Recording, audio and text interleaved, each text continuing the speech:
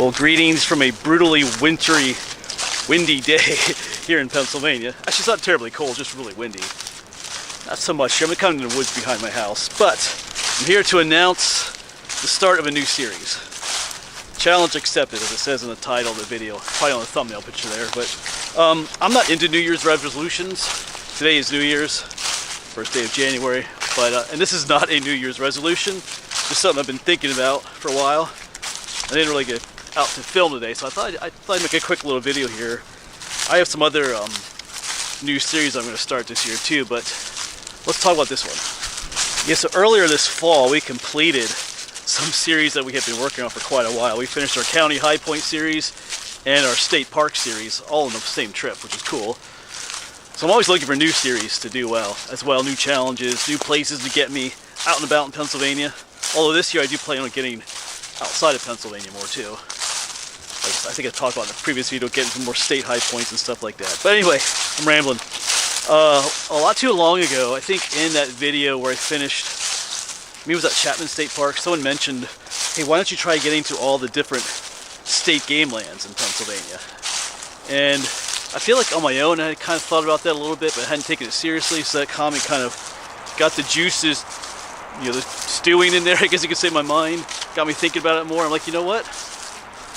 Let's look into that. So I did find a list on Wikipedia of all the different state game lands in Pennsylvania. If you know what the state game lands are, there's something in Pennsylvania called the Pennsylvania Game Commission, as to do with they control and regulate the hunting in Pennsylvania, and then there's lands that are they're for recreational use, but they're primarily used for hunting.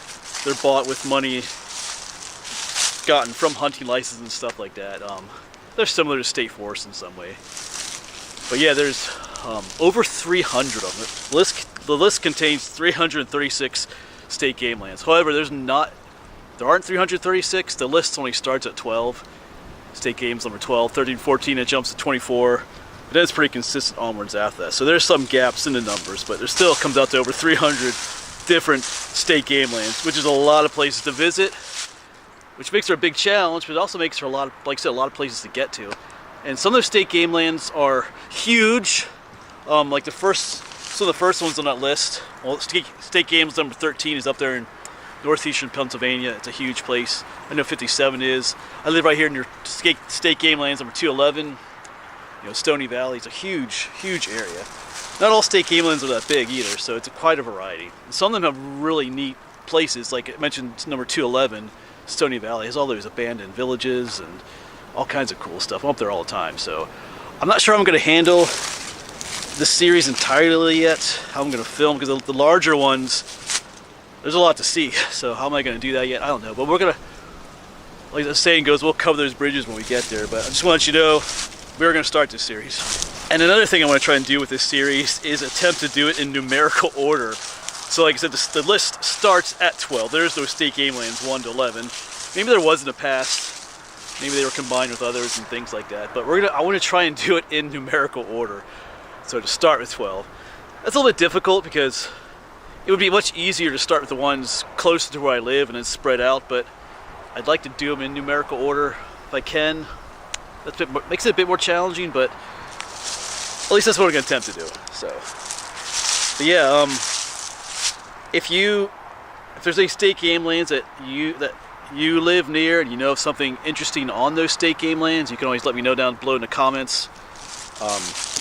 Like some of these there's a lot, I've been to quite a lot of them, but there's a lot more that I haven't been to as far as these state game lands go. So I'm kind of looking forward to it. For someone, you know, I love getting out to places. This gives me another 300 places to get to film, so it gets me a lot of content and things like that. And so I think it's a good idea. So whoever mentioned that in the comment section, whoever you are, thank you for the idea. Like I said, I think it was in my head before, but that comment really made me think about it. So thank you for that. And as for when I'll actually visit the first one, state game lands number 12, which I think is up there in Sullivan and Bradford County, along the border there. I'm not sure. I don't know if we'll start this winter yet. Maybe in the spring we'll start with those. Like I said, a lot of research will go into those to see what's all on those sites. You know, some of these state game lands are just woods and fields. There's nothing super special. But even there's wildlife to film, and it might become more of a nature video. but some of the places have really neat stuff. Oh yeah, because there's the one area, is it State Game Lands 45 or 44 out in Clearfield County? I was hoping to get there this past summer. There's something called Umbrella Rock, which is really neat. I think it's in Clearfield County. And then they had a Devil's Den out there. Not the Devil's Den in Gettysburg, but there's another Devil's Den. So there's all kinds of neat stuff to see on State Game Land. So, but yeah, there you go. That's the new series that's going to start. I have some other series that are going to start too, but I'll make other videos for those. But yeah. And if you have other ideas too, the series you think I should do, you can let me know down below in the comments as well. But yeah, I'm looking forward to the spring when we get to get started on some of this stuff again. Got these 2 cold months, January, February, to get through. Alright, as always folks, thanks for coming along. Looking forward to this series. Hopefully I'll see you on those journeys.